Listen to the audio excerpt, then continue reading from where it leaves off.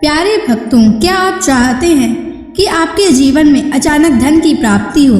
क्या आपके पैसे की कमी के कारण महत्वपूर्ण कार्य रुके हुए हैं? तो आज आप सही वीडियो पर आए हैं, क्योंकि आज हम आपको माँ लक्ष्मी का एक ऐसा अचूक और अद्भुत मंत्र बताने वाले हैं, जिस मंत्र के नियमित 108 बार जाप करने मात्र से ही अचानक धन प्राप्ति के योग बनते हैं, भाग्य का उदय होता है और रुके हुए काम पूरे होते हैं। व्यापार और नौकरियों में नई संभावनाएं खुलती हैं।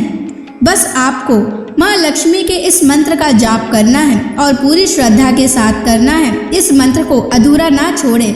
इस मंत्र का जाप पूरे 108 बार करें और जब भी आप इस मंत्र का जाप करें तो इस वीडियो को अपने मोबाइल फोन पर या स्पीकर पर चलाकर सुनें, ताकि आप माँ लक्ष्मी के इस मंत्र का जाप बिना किसी विघ्न के पूरा कर सकें। और माँ लक्ष्मी की असीम कृपा और उनके आशीर्वाद प्राप्त करने के लिए इस वीडियो को लाइक और चैनल को सब्सक्राइब जरूर कर दीजिए और कमेंट बॉक्स में जय माँ लक्ष्मी अवश्य लिख दीजिए। तो चलिए भक्तों, मंत्र का जाप करना प्रारंभ करते हैं। ओम ह्रीं श्रीं महालक्ष्मै नमः। दन्तं मे देहि द्रव्या स्वाहा। ओम ह्रीं श्रीं महालक्ष्मै नमः। दन्तं मे देहि द्रव्या स्वाहा। ओम ह्रीं श्रीं महालक्ष्मै नमः। दन्तं मे देहि द्रव्या स्वाहा। ओम ह्रीं श्रीं महालक्ष्मै नमः। दन्तं मे देहि द्रव्या स्वाहा। ओम ह्रीं श्रीं महालक्ष्मै नमः। दन्तं मे देहि द्रव्या स्वाहा। ओम ह्रीं श्रीं महालक्ष्मै नमः। दन्तं मे देहि द्रव्या स्वाहा।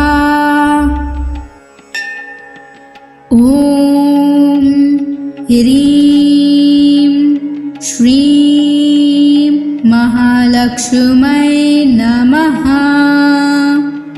दन्तं मे देहि द्रव्या स्वाहा।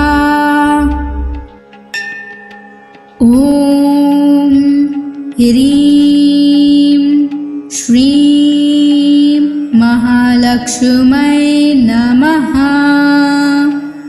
दन्तं मे देहि द्रव्या स्वाहा। ओम ह्रीं श्रीं महालक्ष्मै नमः। दन्तं मे देहि द्रव्या स्वाहा।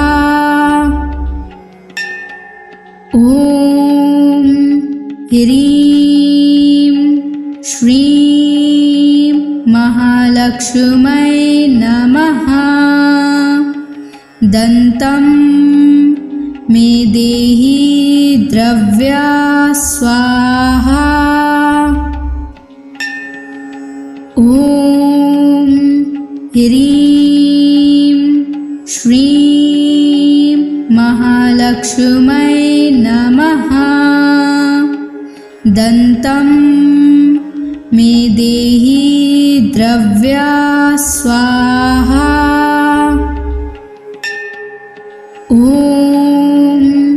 ह्रीं श्रीं महालक्ष्मै नमः। दन्तं मे देहि द्रव्या स्वाहा। ॐ ह्रीं श्रीं महालक्ष्मै नमः। दन्तं मे देहि द्रव्या स्वाहा। ॐ ह्रीं श्रीं महालक्ष्मै नमः। दन्तं मे देहि द्रव्या स्वाहा। ॐ ह्रीं श्रीं महालक्ष्मै नमः। दन्तं मे देहि द्रव्या स्वाहा। ॐ ह्रीं श्रीं महालक्ष्मै नमः। दन्तं मे देहि द्रव्या स्वाहा। ॐ ह्रीं श्रीं महालक्ष्मै नमः। दन्तं मे देहि द्रव्या स्वाहा। ॐ ह्रीं श्रीं महालक्ष्मै नमः। दन्तं मे देहि द्रव्या स्वाहा। ॐ ह्रीं श्रीं महालक्ष्मै नमः। दन्तं मे देहि द्रव्या स्वाहा। ॐ ह्रीं श्रीं महालक्ष्मै नमः। दन्तं मे देहि द्रव्या स्वाहा। ॐ ह्रीं श्रीं महालक्ष्मै नमः। दन्तं मे देहि द्रव्या स्वाहा। ॐ ह्रीं श्रीं महालक्ष्मै नमः। दन्तं मे देहि द्रव्या स्वाहा। ॐ ह्रीं श्रीं महालक्ष्मै नमः। दन्तं मे देहि द्रव्या स्वाहा। ॐ ह्रीं श्रीं महालक्ष्मै नमः। दन्तं मे देहि द्रव्या स्वाहा। ॐ ह्रीं श्रीं महालक्ष्मै नमः। दन्तं मे देहि द्रव्या स्वाहा। ॐ ह्रीं श्रीं महालक्ष्मै महालक्ष्मै नमः।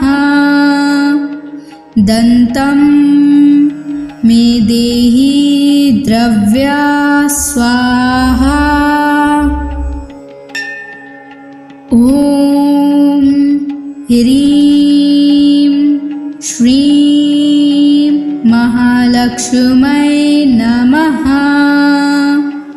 दन्तं मे देहि द्रव्या स्वाहा। ॐ ह्रीं श्रीं महालक्ष्मै नमः। दन्तं मे देहि द्रव्या स्वाहा। ॐ ह्रीं श्रीं महालक्ष्मै नमः। दन्तं मे देहि द्रव्या स्वाहा। ॐ ह्रीं श्रीं महालक्ष्मै नमः। दन्तं मे देहि द्रव्या स्वाहा। ॐ ह्रीं श्रीं महालक्ष्मै नमः। दन्तं मे देहि द्रव्या स्वाहा। ॐ ह्रीं श्रीं महालक्ष्मै नमः। दन्तं मे देहि द्रव्या स्वाहा। ॐ ह्रीं श्रीं महालक्ष्मै नमः। दन्तं मे देहि द्रव्या स्वाहा। ॐ ह्रीं श्रीं महालक्ष्मै नमः। दन्तं मे देहि द्रव्या स्वाहा। ॐ ह्रीं श्रीं महालक्ष्मै नमः। दन्तं मे देहि द्रव्या स्वाहा। ॐ ह्रीं श्रीं महालक्ष्मै नमः। दन्तं मे देहि द्रव्या स्वाहा। ॐ ह्रीं श्रीं महालक्ष्मै नमः। दन्तं मे देहि द्रव्या स्वाहा। ॐ ह्रीं श्रीं महालक्ष्मै नमः। दन्तं मे देहि द्रव्या स्वाहा। ॐ ह्रीं श्रीं महालक्ष्मै नमः। दन्तं मे देहि द्रव्या स्वाहा। ॐ ह्रीं श्रीं महालक्ष्मै नमः। दन्तं मे देहि द्रव्या स्वाहा। ॐ ह्रीं श्रीं महालक्ष्मै नमः। दन्तं मे देहि द्रव्या स्वाहा। ॐ ह्रीं श्रीं महालक्ष्मै नमः। दन्तं मे देहि द्रव्या स्वाहा। ॐ ह्रीं श्रीं महालक्ष्मै नमः। दन्तं मे देहि द्रव्या स्वाहा। ॐ ह्रीं श्रीं महालक्ष्मै नमः। दन्तं मे देहि द्रव्या स्वाहा। ॐ ह्रीं श्रीं महालक्ष्मै नमः।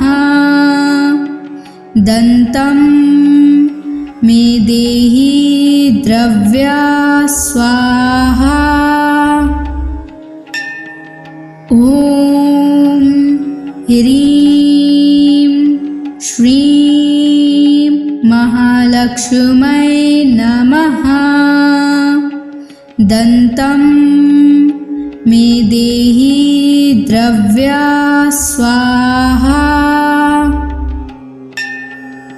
ॐ ह्रीं श्रीं महालक्ष्मै नमः।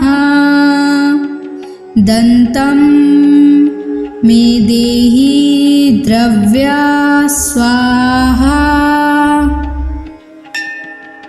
ॐ ह्रीं श्रीं महालक्ष्मै नमः। दन्तं मे देहि द्रव्या स्वाहा। ॐ ह्रीं श्रीं महालक्ष्मै नमः। दन्तं मे देहि द्रव्या स्वाहा। ॐ ह्रीं श्रीं महालक्ष्मै नमः। दन्तं मे देहि द्रव्या स्वाहा। ॐ ह्रीं श्रीं महालक्ष्मै नमः। दन्तं मे देहि द्रव्या स्वाहा। ॐ ह्रीं श्रीं महालक्ष्मै नमः। दन्तं मे देहि द्रव्या स्वाहा। ॐ ह्रीं श्रीं महालक्ष्मै नमः। दन्तं मे देहि द्रव्या स्वाहा। ॐ ह्रीं श्रीं महालक्ष्मै नमः। दन्तं मे देहि द्रव्या स्वाहा।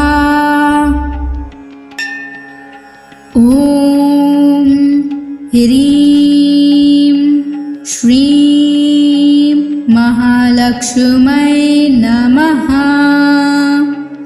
दन्तं मे देहि द्रव्या स्वाहा। ॐ ह्रीं श्रीं महालक्ष्मै नमः। दन्तं मे देहि द्रव्या स्वाहा। ॐ ह्रीं श्रीं महालक्ष्मै नमः। दन्तं मे देहि द्रव्या स्वाहा।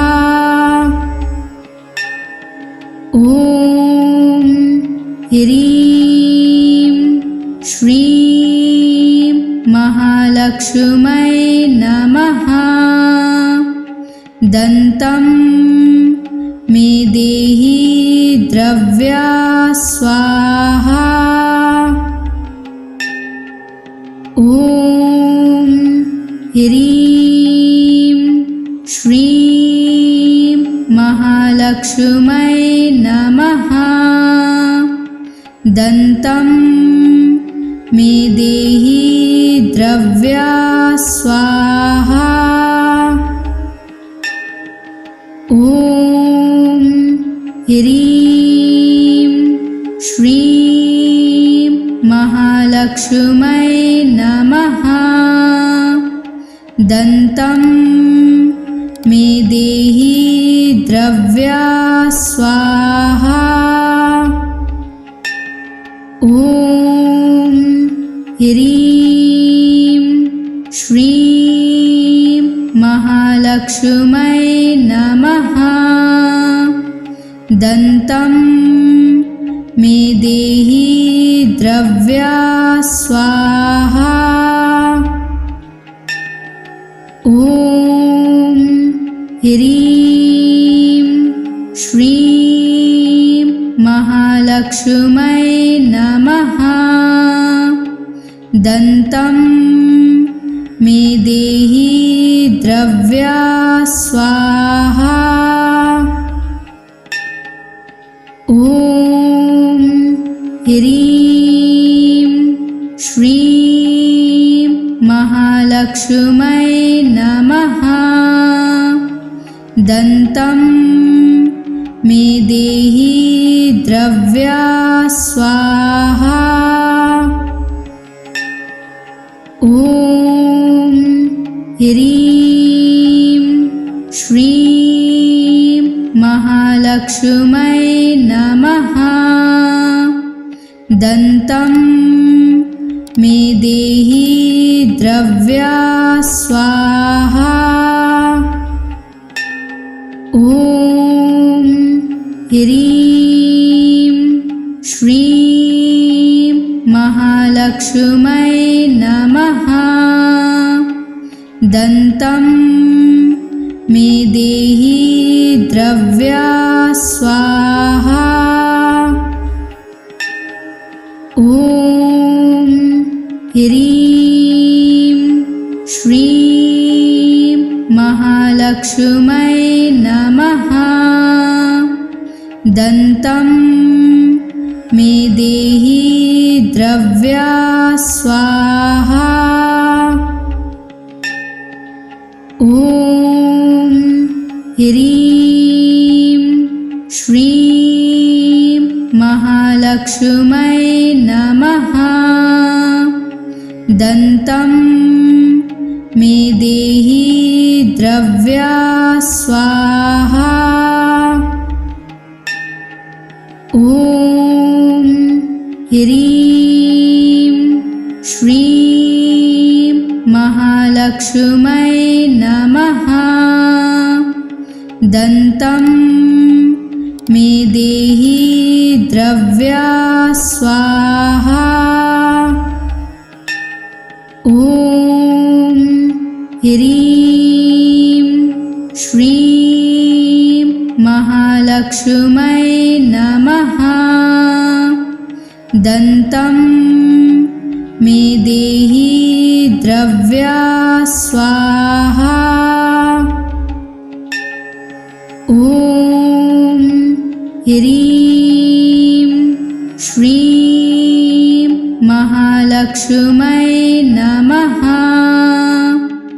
दन्तं मे देहि द्रव्या स्वाहा।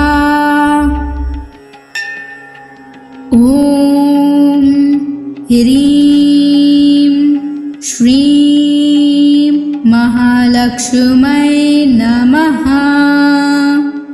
दन्तं मे देहि द्रव्या स्वाहा।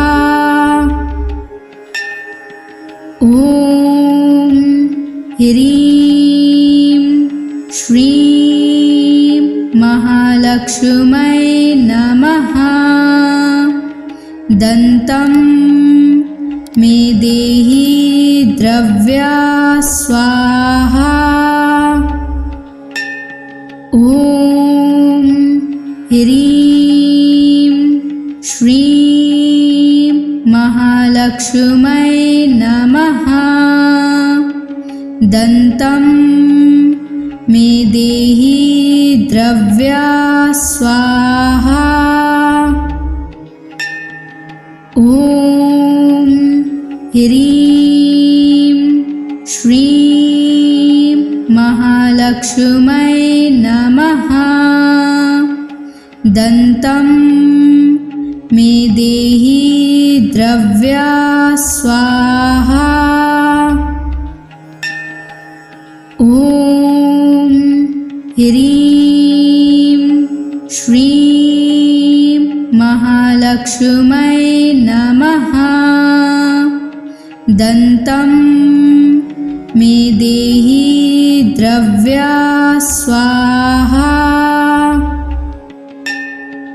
ॐ ह्रीं श्रीं महालक्ष्मै नमः। दन्तं मे देहि द्रव्या स्वाहा। ॐ ह्रीं श्रीं महालक्ष्मै नमः।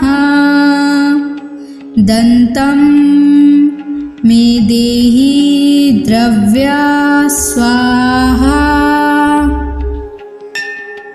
ॐ ह्रीं श्रीं महालक्ष्मै नमः। दन्तं मे देहि द्रव्या स्वाहा। ॐ ह्रीं श्रीं महालक्ष्मै नमः।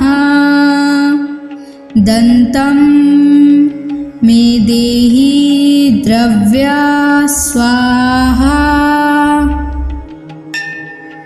ॐ ह्रीं श्रीं महालक्ष्मै नमः। दन्तं मे देहि द्रव्या स्वाहा। ॐ ह्रीं श्रीं महालक्ष्मै नमः। दन्तं मे देहि द्रव्या स्वाहा। ॐ ह्रीं श्रीं महालक्ष्मै नमः। दन्तं मे देहि द्रव्या स्वाहा। ॐ ह्रीं श्रीं महालक्ष्मै नमः। दन्तं मे देहि द्रव्या स्वाहा। ॐ ह्रीं श्रीं महालक्ष्मै नमः। दन्तं मे देहि द्रव्या स्वाहा। ॐ ह्रीं श्रीं महालक्ष्मै नमः। दन्तं मे देहि द्रव्या स्वाहा। ॐ ह्रीं श्रीं महालक्ष्मै नमः। दन्तं मे देहि द्रव्या स्वाहा। ॐ ह्रीं श्रीं महालक्ष्मै नमः। दन्तं मे देहि द्रव्या स्वाहा। ॐ ह्रीं श्रीं महालक्ष्मै नमः। दन्तं मे देहि द्रव्या स्वाहा। ॐ ह्रीं श्रीं महालक्ष्मै नमः। दन्तं मे देहि द्रव्या स्वाहा। ॐ ह्रीं श्रीं महालक्ष्मै नमः। दन्तं मे देहि द्रव्या स्वाहा। ॐ ह्रीं श्रीं महालक्ष्मै नमः। दन्तं मे देहि द्रव्या स्वाहा। ॐ ह्रीं श्रीं महालक्ष्मै नमः। दन्तं मे देहि द्रव्या स्वाहा। ॐ ह्रीं श्रीं महालक्ष्मै नमः। दन्तं मे देहि द्रव्या स्वाहा। ॐ ह्रीं श्रीं महालक्ष्मै नमः। दन्तं मे देहि द्रव्या स्वाहा। ॐ ह्रीं श्रीं महालक्ष्मै नमः। दन्तं मे देहि द्रव्या स्वाहा। ॐ ह्रीं श्रीं महालक्ष्मै नमः। दन्तं मे देहि द्रव्या स्वाहा।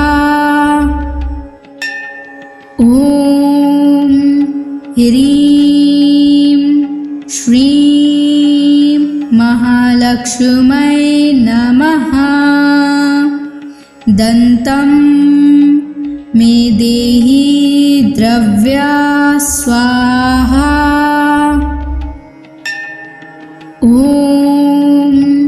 ह्रीं श्रीं महालक्ष्मै नमः। दन्तं मे देहि द्रव्या स्वाहा। ॐ ह्रीं श्रीं महालक्ष्मै नमः। दन्तं मे देहि द्रव्या स्वाहा। ॐ ह्रीं श्रीं महालक्ष्मै नमः। दन्तं मे देहि द्रव्या स्वाहा। ॐ ह्रीं श्रीं महालक्ष्मै नमः। दन्तं मे देहि द्रव्या स्वाहा। ॐ ह्रीं श्रीं महालक्ष्मै नमः। दन्तं मे देहि द्रव्या स्वाहा। ॐ ह्रीं श्रीं महालक्ष्मै नमः। दन्तं मे देहि द्रव्या स्वाहा। ॐ ह्रीं श्रीं महालक्ष्मै नमः। दन्तं मे देहि द्रव्या स्वाहा। ॐ ह्रीं श्रीं महालक्ष्मै नमः। दन्तं मे देहि द्रव्या स्वाहा। ॐ ह्रीं श्रीं महालक्ष्मै नमः। दन्तं मे देहि द्रव्या स्वाहा। ॐ ह्रीं श्रीं महालक्ष्मै नमः। दन्तं मे देहि द्रव्या स्वाहा। ॐ ह्रीं श्रीं महालक्ष्मै नमः।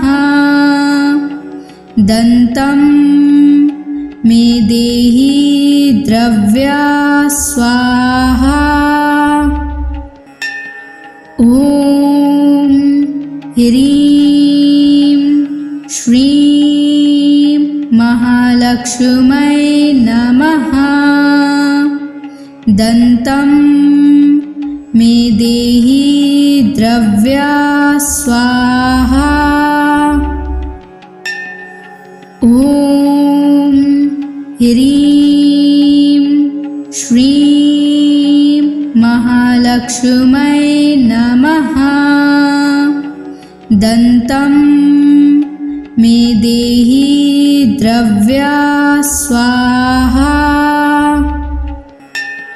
ॐ ह्रीं श्रीं महालक्ष्मै नमः।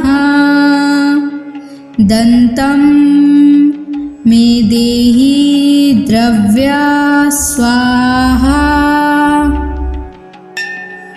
ॐ ह्रीं श्रीं महालक्ष्मै नमः। दन्तं मे देहि द्रव्या स्वाहा। ॐ ह्रीं श्रीं महालक्ष्मै नमः। दन्तं मे देहि द्रव्या स्वाहा। ॐ ह्रीं श्रीं महालक्ष्मै नमः। दन्तं मे देहि द्रव्या स्वाहा।